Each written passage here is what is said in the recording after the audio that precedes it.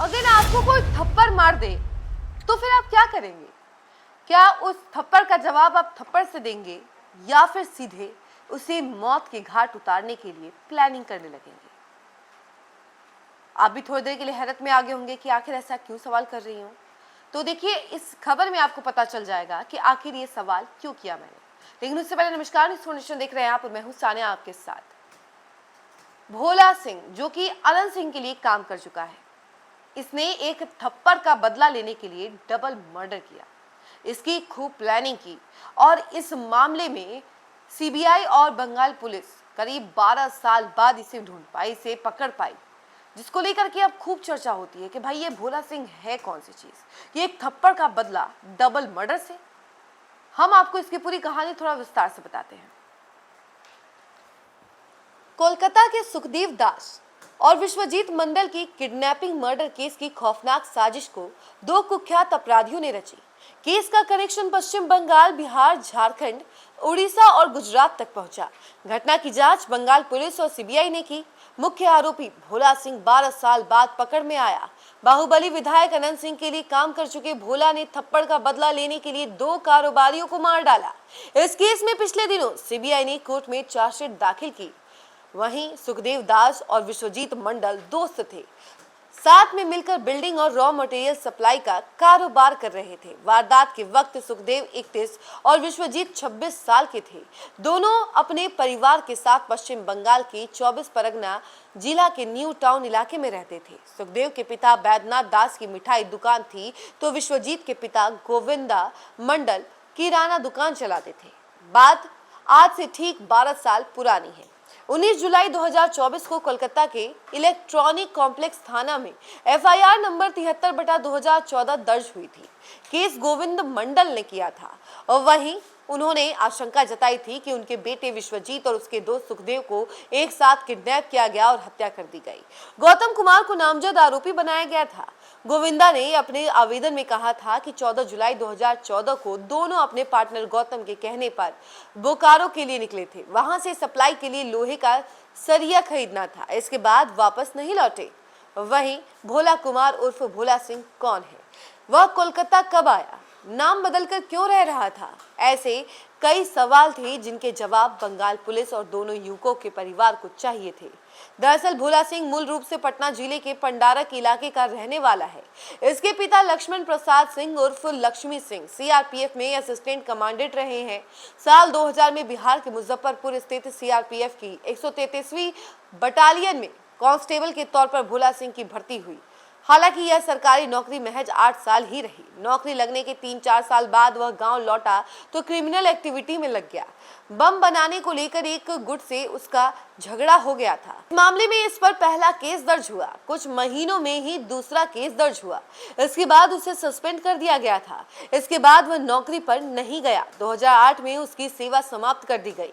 भोला सिंह गोली चलाने में माहिर है, इसका निशाना चूकता नहीं। उस दौर में यह बाहुबली अनंत सिंह से जुड़ गया, उनके लिए काम करने लगा। साल 2005 में बिहार में सरकार बदली तो माहौल बदला, ठेका का खेल शुरू हुआ।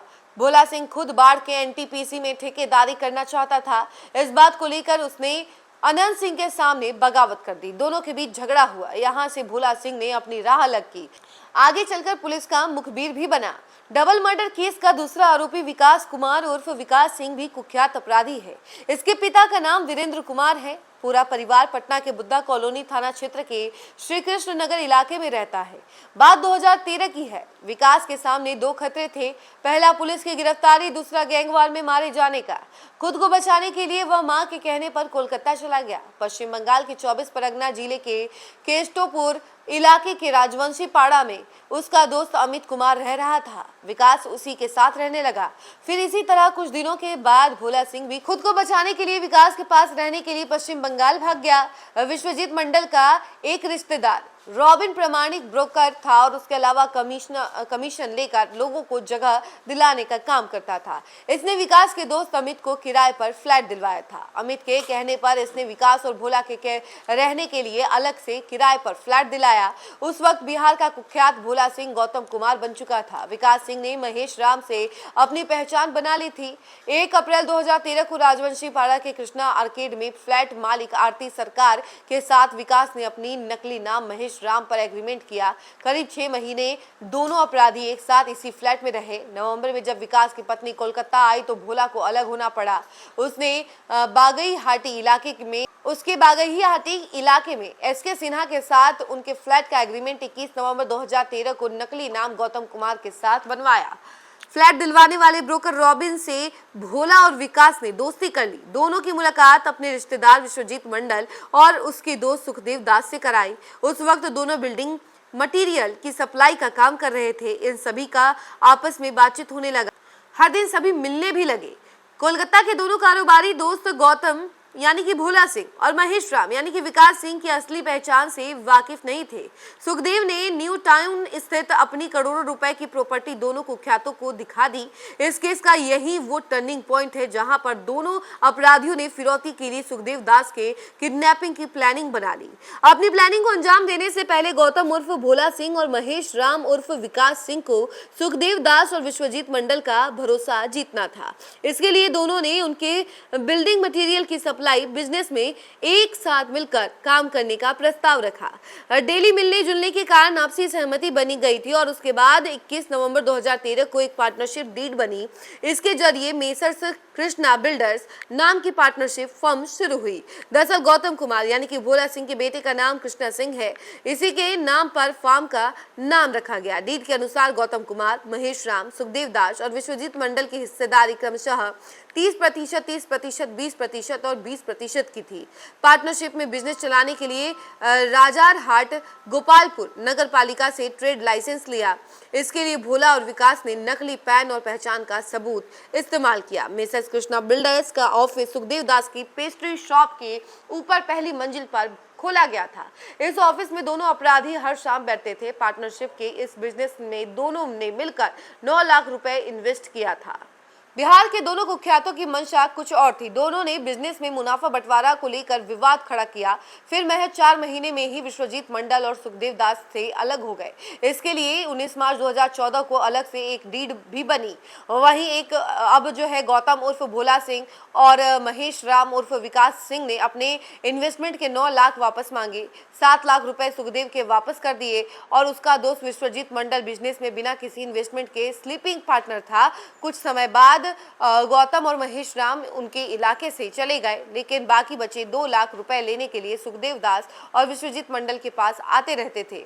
बाकी के 2 लाख रुपए लेने के लिए गौतम उर्फ भोला सुखदेव दास के पास पहुंचा। रुपए को लेकर दोनों के बीच विवाद हो गया। सुखदेव ने भोला की पहले बेइज्जती की, फिर थप्पड़ मार दिया। यह इनके बीच दुश्मनी की बड़ी वजह बन गई। इसी पर भोला और विकास ने सुखदेव से बदला लेने के लिए ठान लिया। दोनों ने अपने तीसरे साथी विपुल सौरभ भारती और उर्फ आजाद कुमार के साथ मिलकर सुखदेव और विश्वजीत के खिलाफ साजिश रचनी शुरू कर दी। और उसके बाद सुखदेव दास की बहन सुवर्णा दास ने भी इस बात की पुष्टि जांच एजेंसी के सामने की थी कि उन्होंने बताया था कि उनके भाई को गौतम उर्फ भोला का कॉल आया था और उसके वक्त जो है जब बातचीत हो रही थी तो थप्पड़ मारने की घटना को लेकर सुखदेव से सुलह कर ली थी। उसने भाई को भरोसा दिलाया कि वह उन्हें बोकारो से सस्ते दाम पर लोहे की छड़ें खरीदने में मदद करेंगे। उसने होने वाले मुनाफे का इस्तेमाल गौतम के बाकी बचे 2 लाख रुपए चुकाने में कर सकते हैं। बंगाल पुलिस सीबीआई की जांच और कोर्ट में दिए गए गवाहों की गवाही से स्पष्ट हुआ कि 14 जुलाई 2014 की सुबह 8 बजे सुखदेव दास और विश्वजीत मंडल झारखंड के बोकारो से रॉ मटेरियल खरीदने के लिए गौतम उर्फ भोला सिंह के साथ कोलकाता से निकले थे। इन्हें साथ में जाते हुए देखा गया था। जांच में पता चला है कि बोकारो जाने की जगह तीनों गौतम के कहने पर जसीडीह स्टेशन पर ट्रेन से उतर गए। उस वक्त महेश राम उर्फ विकास सिंह ने मोबाइल नंबर का इस्तेमाल किया, अलग मोबाइल नंबर का इस्तेमाल किया और विश्वजीत मंडल से बात भी की थी। और ऐसे करके उन्होंने पूरी प्लानिंग की और उसके बाद किडनैपिंग की और उसके बाद मर्डर कर दिया। यानी कि महज एक थप्पड़ का बदला भोला सिंह ने और उसके साथी ने डबल मर्डर करके लिया। और इसके बाद खूब हड़कंप मच गया था, कई तरह की चर्चाएं होने लगी थी और इस पूरे मामले की खूब दिनों तक चर्चा हुई। और उसके बाद सीबीआई और बंगाल पुलिस लगातार छापेमारी करती रही, भोला सिंह को गिरफ्तार करने की पूरी कोशिश करती रही, लेकिन 12 साल बाद भोला सिंह हाथ लगा।